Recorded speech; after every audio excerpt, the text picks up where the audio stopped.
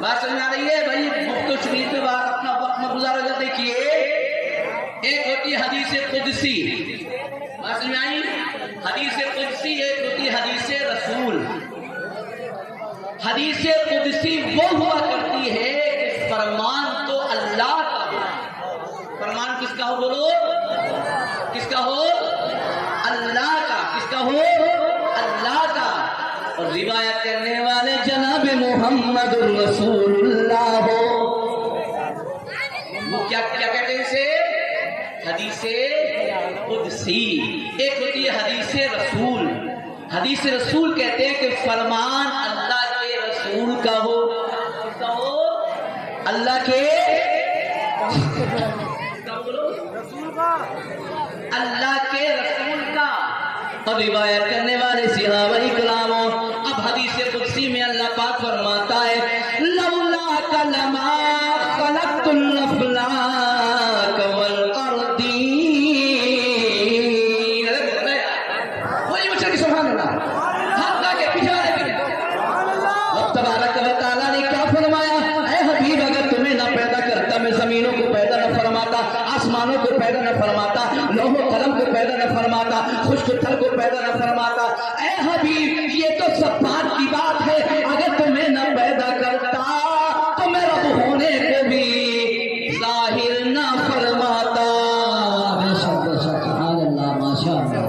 پتہ لگا کہ کائنات جو وجود میں آئی حضور کی وجہ سے.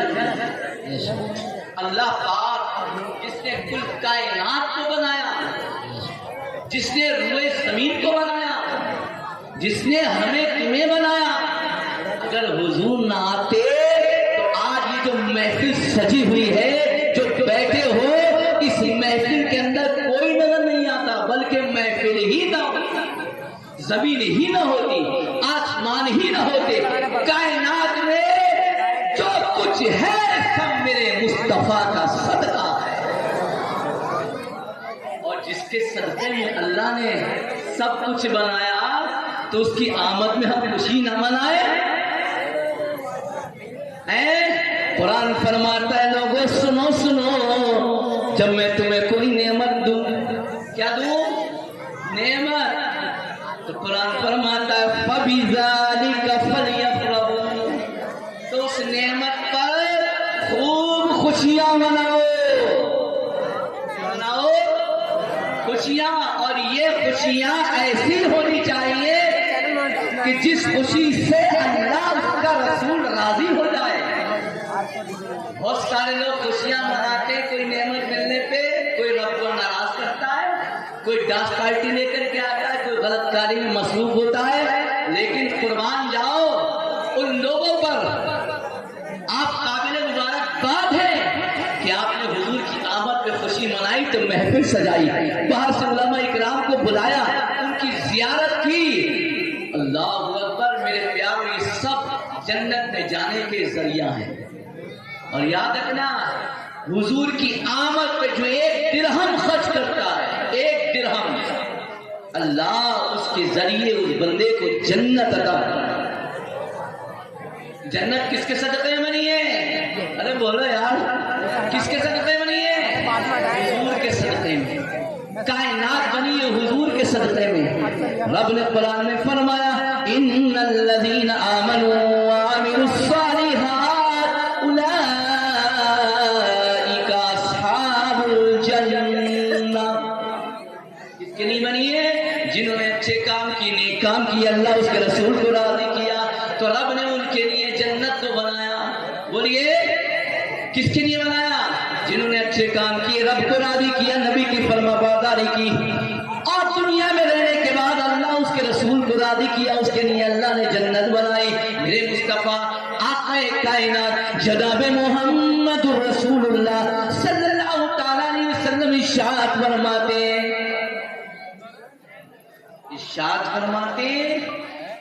من طال عمرہ وحسن عملہ.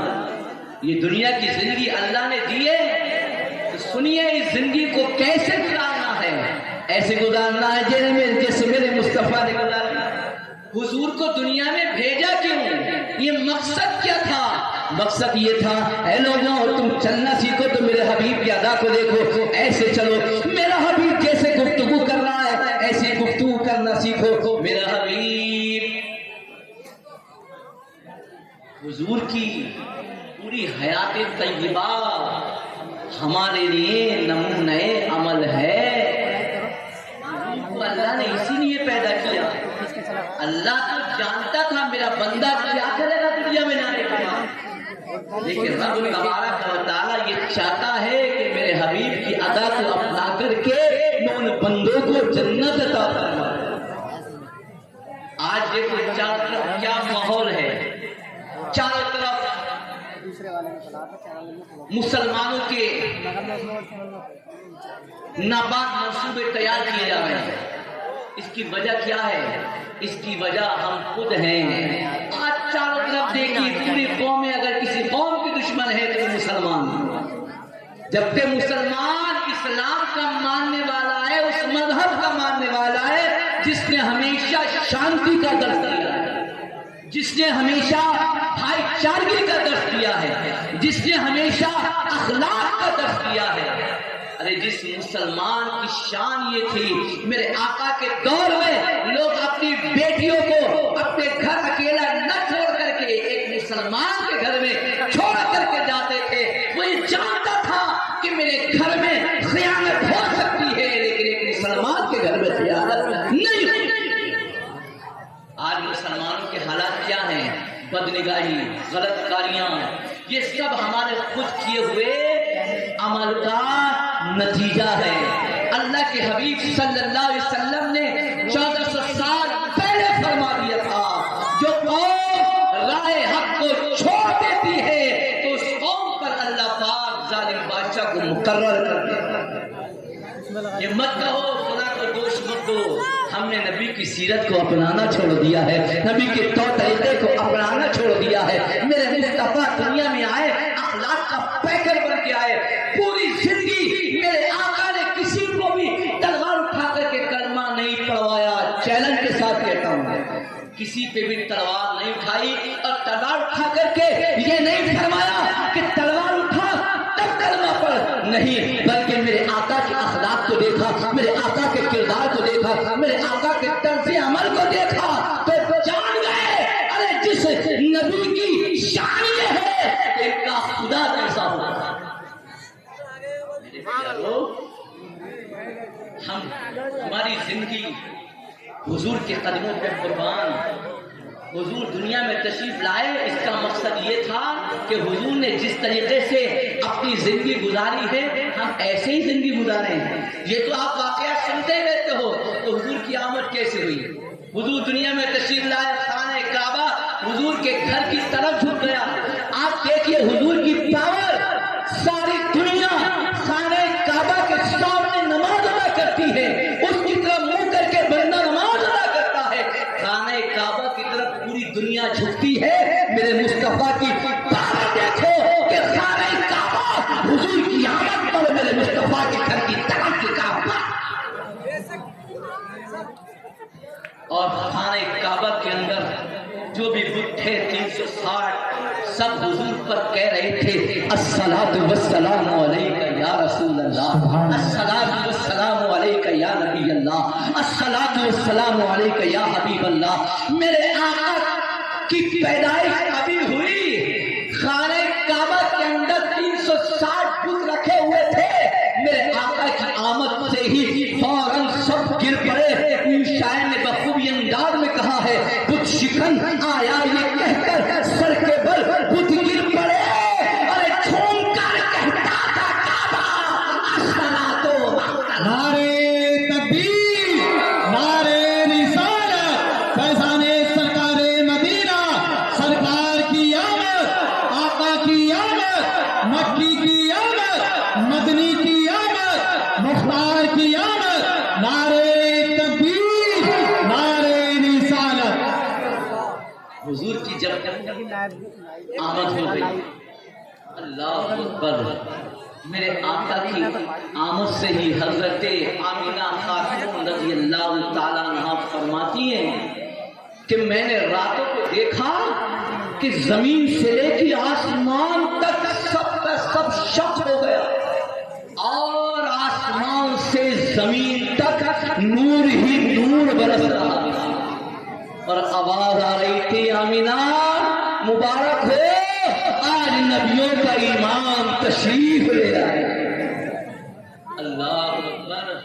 جس نبی کی آمد سے بت تھرائے، جس نبی کی آمد سے شیطان روئے، میرے نبی کی آمد سے سارا زمانہ خوش ہو رہا تھا، زمین و آسمان کی مخلوق خوش ہو رہی تھی، اللہ اکبر۔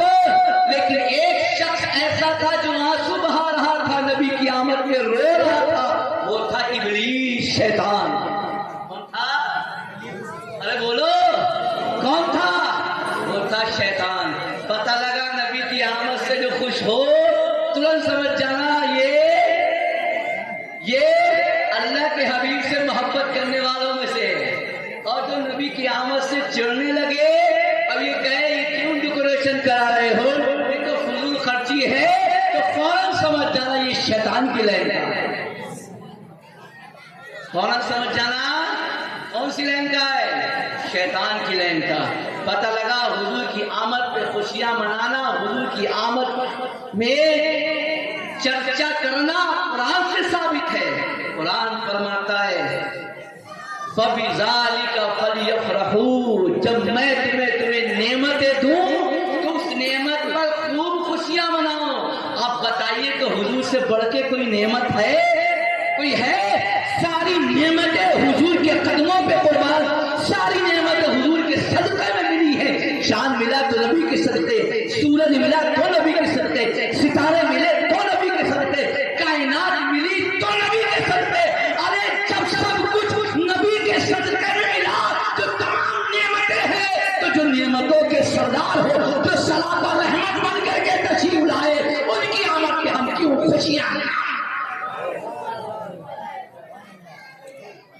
یوں تو نعمت اللہ نے بہت عطا فرمائی، لیکن رب فرماتا ہے تم میری نعمتوں کو گننا چاہو نا، تب بھی تم گن نہیں پاؤ گے۔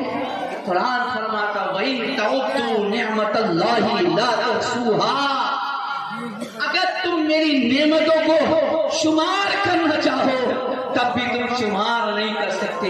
میرے آقا کی آمد ہوئی، رب تبارک و تعالیٰ نے جبریل کو حکم دیا، اے جبریل جاؤ جنت سے 3 جھنڈے لے کر کے جاؤ۔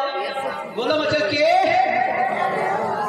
بس آخری بات، نبی کریم صلی اللہ تعالی علیہ وسلم کی آمد پر رب تبارک و تعالیٰ نے حکم دیا ہے جبریل جاؤ جنت سے 3 جھنڈے لے کر کے جاؤ۔ کتنے جھنڈے بولو؟ 3 جھنڈے۔ ایک جھنڈا لگانا جہاں میرے محبوب کی پیدائش ہوئی، آمینہ کے گھر کی چھت پر۔ ارے بولو یار، آمینہ کے گھر کی چھت پر۔ دوسرا جھنڈا لے کر کے جاؤ، دوسرا جھنڈا لگانا خانہ کعبہ کی چھت پر،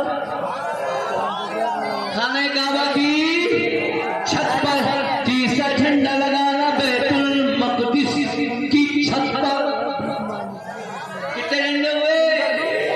3۔ کس نے لگوائے؟ رب نے لگائے۔ کس نے؟ جبریل نے۔